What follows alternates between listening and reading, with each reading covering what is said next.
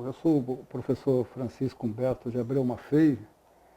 Eu fui professor durante 40 anos dessa faculdade, professor de cirurgia vascular, e atualmente sou professor emérito da Faculdade de Medicina, e também sou, no momento, coordenador do Centro de Estudos e Pesquisas do Hospital Santa Catarina, em São Paulo. O que nós vamos falar para vocês é sobre trombose venosa profunda e suas complicações. É uma aula que é dada normalmente para o quinto ano do curso de graduação da Faculdade de Medicina de Botucatu, e o objetivo é dar os conhecimentos básicos que um médico deve ter dentro do assunto do tromboembolismo venoso. Nós dividimos essa aula em 4 partes para tornar mais didática a nossa atuação, e nós vamos então falar, numa primeira parte, nós vamos falar sobre a epidemiologia e a etiopatogenia e fisiopatologia, numa primeira parte, uma segunda parte, diagnóstico, uma terceira de tratamento e o quarto, profilaxia do tromboembolismo venoso. Então, nessa primeira parte, epidemiologia, etiopatogenia e fisiopatologia, eu gostaria de apresentar para vocês um trombo. Esse é um trombo que foi retirado de uma jovem, um trombo que atingia a região iliofemoral, as veias ilíaca e femoral. E o quadro clínico dessa doente era esse que vocês veem aqui. Um edema muito grande, a paciente tinha uma dor muito intensa e essa cianose. Esses são os quadros mais graves da trombose venosa profunda dos membros inferiores. Nessa aula nós vamos falar principalmente sobre os membros inferiores, embora muita coisa seja válida também para os membros superiores. Os quadros menos graves, aparece também o edema, dor, a cianose não aparece, e o quadro é menos evidente do que aquele que foi visto anteriormente. Esse edema se dá porque existe uma obstrução das veias pelo trombo, com a saída de líquido por causa da lei de Starling em nível de capilar. E com isso nós temos então o aparecimento do edema. A dor aparece pelo processo inflamatório que existe nas veias e, de outro lado, também pelo próprio edema muscular que ocorre devido a essa saída de líquido, não só para o subcutâneo, mas também para o músculo. Então nós podíamos definir um trombo como uma massa constituída por elementos sanguíneos que se forma no interior de vasos sanguíneos em vivo. Que tipo de componentes sanguíneos são esses? Então vocês têm basicamente as hemácias. Os trombos venosos são formados principalmente por hemácia, e algumas plaquetas, alguns glóbulos brancos, e tudo isso amarrado por uma rede de fibrina, como vocês veem aqui. Os trombos arteriais tendem a ter mais plaquetas e são chamados trombos brancos. O trombo venoso é principalmente um trombo vermelho ou misto. O principal problema, a principal complicação do trombose venosa é quando o trombo se fragmenta e ele migra, em 99% dos casos, para o pulmão. Nos casos de um trombo grande como esse que vocês veem aqui, é um quadro mortal. Quer dizer, o paciente não sobrevive à obstrução completa da bifurcação das artérias pulmonares.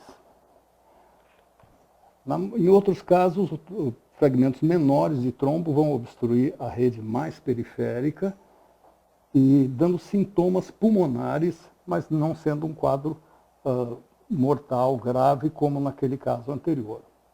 Nos casos em que existe alteração também da circulação brônquica, pode ocorrer isso que vocês veem nesta região inferior do pulmão, que é um infarte pulmonar. Esse infarto como esse não é mortal, mas é um achado de autópsia, uma complicação de uma outra doença que eventualmente tenha ocorrido nesse paciente. As veias atingidas sofrem um processo crônico também, que é o processo inflamatório na parede, e podendo o trombo ser mais ou menos recanalizado. Nessa situação, existe uma destruição das válvulas venosas, com aumento da pressão distal na extremidade e o aparecimento de quadro como esse que vocês veem aí, é o que nós chamamos de hipertensão venosa crônica, no caso especial de ser a pós-trombose como síndrome pós-trombótica. Nós chamamos o tromboembolismo venoso a esse conjunto, a trombose venosa profunda e o tromboembolismo pulmonar. Como eu falei, nós vamos discutir mais a trombose de membro inferior, mas a trombose pode se formar em veias do membro superior ou em veias de outras vísceras, dando sintomas característicos do órgão atingido. Qual a importância de nós estarmos dando essa aula em nível de graduação? A trombose venosa, em primeiro lugar, ela interessa a todos os médicos, não especialistas, mas a todos os médicos, inclusive os especialistas. Porque numa boa parte dos doentes isso aparece como complicação de outras moléstias. E qual a incidência que isso ocorre? O tromboembolismo pulmonar nos Estados Unidos foi calculado sendo responsável por 250 mil hospitalizações por ano, com uma mortalidade em torno de 50 mil habitantes ano. Trabalho inglês mostrou uma mortalidade em pacientes internados de 25 a 30 mil casos por ano.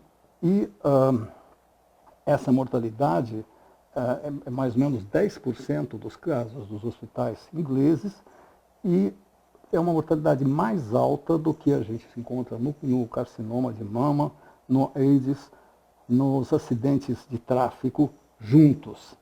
Eu devo colocar aqui que parte da mortalidade, tanto no câncer como nas doenças infecciosas, como nos acidentes, como no trauma, é causado exatamente pelo tromboembolismo venoso. A incidência de trombose venosa profunda, com diagnóstico confirmado, é de aproximadamente 50 a 60 casos por 100 mil habitantes ano. E vocês têm um resultado de um trabalho que foi feito, um levantamento na cidade de Botucatu, os 60 casos por 100 mil habitantes ano. Nos Estados Unidos, isso está em torno de 50 a 100 casos por 100 mil habitantes ano. E uma estimativa geral, a partir de dados europeus, em torno de 50 casos por 100 mil habitantes ano. Nós não temos dados exatos sobre a incidência de tromboembolismo venoso no Brasil. Nós temos dados de autópsia, feitos em vários hospitais. No nosso hospital, num primeiro trabalho feito ainda do século passado, até 1979, em torno de 1.000 casos de autópsias, encontramos uma prevalência de pacientes falecidos no hospital de 19% dos casos, sendo fatal em 3,7% dos casos. Um trabalho posterior, agora já com quase 5.000 autópsias, esses números estavam em torno de 10% dos casos de autópsia, mas ainda com uma incidência fatal alta em torno de 4,4% dos casos. Qual a causa que desencadeia esse fenômeno chamado tromboembolismo venoso?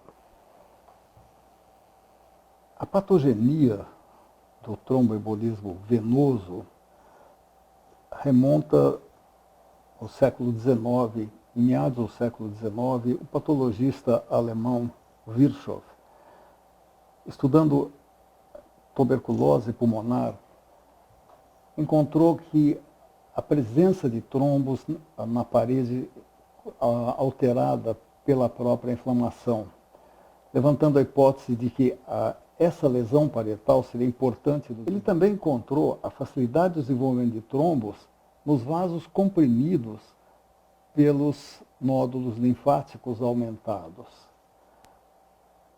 E além disso, nos pacientes que desenvolviam trombose, foi encontrado aumento de fibrina. E ele chamou então a atenção que esses seriam 3 mecanismos que poderiam levar ao desenvolvimento do trombo. Essa ideia da tríade de Virchow, dessa tríade, se mantém até hoje, tendo sido colocado o nome de tríade de Virchow, sendo que esses 3 componentes seriam as causas do desenvolvimento da trombose, variando em cada situação a maior ou menor participação de um desses componentes. A alteração de fluxo foi demonstrado, agora no meados do século XX, a formação de trombos nos membros inferiores, nas veias da perna, nas válvulas das veias da perna, em que, na região da válvula, pela formação de rodemoinhos, levaria ao acúmulo de fatores de coagulação ativados e de plaquetas, e isso desenvolvendo o que a gente chama de cabeça do trombo, e a partir daí obstruindo toda a luz venosa, permitindo então a formação de trombo, tanto distalmente como proximalmente. Isso mostra a importância de se fazer precocemente o diagnóstico, talvez a profilaxia do desenvolvimento desses trombos, e, de outro lado, o início do tratamento o mais precoce possível, impedindo que esse trombo cresça, porque à medida que o trombo é maior, nós vamos ter uma morbidade maior e um maior número de complicações. O segundo aspecto da tríade de Virchow seria a lesão endotelial. Essa lesão endotelial ocorre ou por trauma ou principalmente por ação iatrogênica, pela colocação de catéteres ou a injeção de substâncias irritantes na parede venosa. Aqui vocês têm um desenho mostrando a parede normal do vaso. O endotélio, na realidade, funciona como um órgão que produz uma grande quantidade de substâncias que impede a adesão de células na sua superfície. E também substâncias anticoagulantes do tipo heparan sulfato, em que impede a formação de coágulos sobre a superfície do vaso normal. Uma vez lesado esse vaso, e essa lesão pode ser uma lesão anatômica, como esta que vocês veem aqui, mas ela pode ser simplesmente funcional. Há uma alteração nessa produção de substâncias e, de outro lado, também a liberação de outras substâncias, como, por exemplo, o fator tecidual. Com essa lesão endotelial, as plaquetas que circulam mais no centro do vaso tendem a se aproximar e aderir à superfície vascular. Uma vez aderidas as plaquetas, elas são ativadas, alteram a sua forma, arregimentam novas plaquetas pela liberação de substâncias como o ADP ou como prostacyclinas, que fazem com que essas plaquetas formem um grumo plaquetário sobre a parede vascular. A partir da própria parede vascular, pela liberação de fator tecidual e pela liberação de fatores de coagulação das próprias plaquetas, nós temos a formação de fibrina. E essa fibrina vai amarrar essas células, levando então à formação do trombo. Fisiologicamente, esse trombo, em geral, é bloqueado no seu crescimento. Mas, se continuar numa situação de diminuição de fluxo ou ativação do sistema de coagulação, esse trombo vai crescer e vai obstruir todo o vaso, como nós mostramos antes. Aqui vocês têm uma microscopia eletrônica de uma trombose que foi provocada pela injeção de uma substância irritante numa veia de um animal. Vocês veem aqui a presença das plaquetas se aproximando, então, da parede venosa, e aqui plaquetas já com sua forma alterada, já ativadas, dando início à formação do trombo. Quanto à alteração do sistema hemostático propriamente. Em primeiro lugar, nós temos, sabemos que existe no sistema hemostático o chamado sistema de coagulação, em que uma série de proteínas que são enzimas são ativadas sequencialmente a partir ou da lesão tecidual pelo fator tissular ou no chamado sistema intrínseco a partir da ativação pelo colágeno da parede vascular, e com isso a ativação sequente das enzimas que são chamados fatores de coagulação até a produção da enzima principal, que é a trombina. A trombina vai agir sobre o fibrinogênio, formando a fibrina, que vai formar aquela rede que vai manter presa, então, todas as células. De outro lado, nós temos no próprio sistema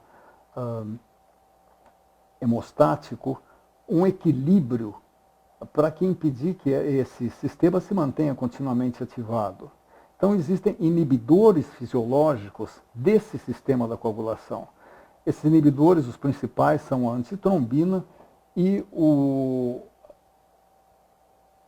as proteínas C e proteína S, que inibem agora cofatores de coagulação.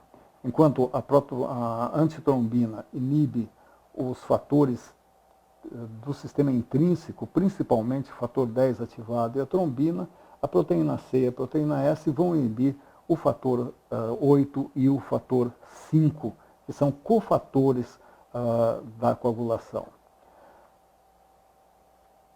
O aumento desses fatores de coagulação ou a diminuição desses fatores de anticoagulação pode levar ao desencadeamento do trombo. De outro lado, também alterações genéticas das próprias moléculas dos fatores de coagulação podem levar a alterações que facilitam o desenvolvimento do trombo. Então, existe, por exemplo, uma alteração do fator 5, que o torna resistente à proteína C, então o chamado fator 5 resistente à proteína C, ou fator 5 de Leiden, e que aumenta a chance de trombose. Existe também uma alteração, por exemplo, do gene da protrombina, que leva a um aumento da trombina circulante, um outro fator que facilita o desenvolvimento do trombo. Essas alterações hoje são conhecidas com o nome de trombofilias. Inicialmente as trombofilias eram consideradas apenas as hereditárias, hoje nós consideramos como um termo mais amplo, incluindo as hereditárias e as chamadas secundárias. Nas hereditárias nós teríamos principalmente essas alterações que nós descrevemos anteriormente, quer dizer, uma diminuição da antitrombina, uma diminuição da proteína C e uma diminuição da proteína S. Esses três anticoagulantes juntos, na realidade, incluem não mais que 10% dessas trombofilias, mas são os mais intensamente trombogênicos. As outras alterações mais comumente encontradas são o chamado fator 5 de Leiden, aquela resistência à proteína C, e a alteração do gene da protrombina. Existe uma série de outras alterações, mas que são menos importantes, menos comuns como causadoras do tromboembolismo venoso. E nas chamadas trombofilias secundárias, nós teríamos os anticorpos antifosfolípides, que aparecem numa série de alterações inflamatórias, as doenças inflamatórias, de modo geral, principalmente as doenças inflamatórias intestinais, a gravidez e o puerpério como uma causa trombofílica, e o câncer como um importante fator trombofílico secundário. No meio desses dois caminhos, nós teríamos a hiperhomocisteinemia, que tanto pode ocorrer por conta de alteração genética dos genes do metabolismo da homocisteína, como por diminuição de complexo B, na ingestão de complexo B, levando à formação de uma quantidade aumentada de homocisteína circulante. De tal maneira que hoje nós consideramos que a trombose tem sempre uma predisposição trombofílica, seja ela primária ou secundária, e além disso uma predisposição adquirida, por exemplo, uma cirurgia ou um indivíduo acamado ou um trauma. A gente sabe também hoje que alguma coisa entre 70% e 90% dos casos de tromboembolismo venoso se dão com uma situação desencadeante. Eles têm uma situação que provoca o desenvolvimento do trombo. E essas situações são principalmente a cirurgia, o repouso, o paciente acamado, por exemplo, por qualquer doença clínica, a paralisia, o trauma, a gravidez puerpério, a utilização de estrógenos, seja como anticoncepcionais, seja como reposição hormonal, e as viagens prolongadas, principalmente as viagens aéreas. Em torno de 10% a 20% dos casos, a trombose ocorre sem nenhuma causa aparente, e é chamada trombose idiopática ou não provocada. Além disso, nós temos os que nós chamamos hoje de fatores de risco do tromboembolismo venoso, que inclui essas causas, essas situações que nós convocamos, que nós colocamos, e também a idade. Os pacientes, quanto mais idosos, maior a chance de desenvolver trombose, o trauma, que nós já conversamos, a imobilidade pela diminuição do fluxo sanguíneo durante o período de mobilidade, a presença de trombose venosa ou embolia pulmonar prévias, quer porque o indivíduo tenha de base uma trombofilia que facilita o desenvolvimento de novos trombos em situação de risco, ou quer porque as lesões da própria parede venosa facilitam o desenvolvimento de uma nova trombose. O câncer é um fator trombogênico, um fator de risco extremamente importante, quer pela produção de substâncias do tipo fator tecidual, pela própria célula cancerosa, e ativadores de coagulação, por exemplo, ativadores do fator 10, como desencadeante da coagulação e desencadeante da trombose. Nos pacientes operados, o tempo de cirurgia é um fator de risco importante. Quanto mais longa a cirurgia, maior a chance de desenvolvimento de trombose. A anestesia geral, por deixar o doente mais relaxado e mais imobilizado por mais tempo, sem que haja uma vasodilatação localizada que diminua, que aumente a circulação sanguínea, é um fator importante no desenvolvimento das tromboses, sendo que a anestesia raquiana e a peridural, essa incidência de trombose é muito menor do que na anestesia geral. As infecções, de modo geral, as doenças inflamatórias, o uso de anticoncepcionais de reposição hormonal, como nós comentamos antes. A quimioterapia, destruindo as células cancerosas, aumentam a quantidade de produtos circulantes a partir dessas células cancerosas, e as trombofilias, tanto secundárias como antifosfolípide, e as trombofilias genéticas, facilitando o desenvolvimento, a insuficiência cardíaca e as varizes pela diminuição do fluxo sanguíneo nos membros inferiores, e a obesidade pela própria imobilização dos pacientes obesos e possivelmente por uma alteração também na fibrinólise nesses pacientes obesos. É, portanto, importante que nós tenhamos o conhecimento dessa fisiopatologia e dessas situações de risco, porque a partir delas é que nós vamos prevenir o desenvolvimento dessa doença e também tratá-los quando ela se desenvolve. Muito obrigado.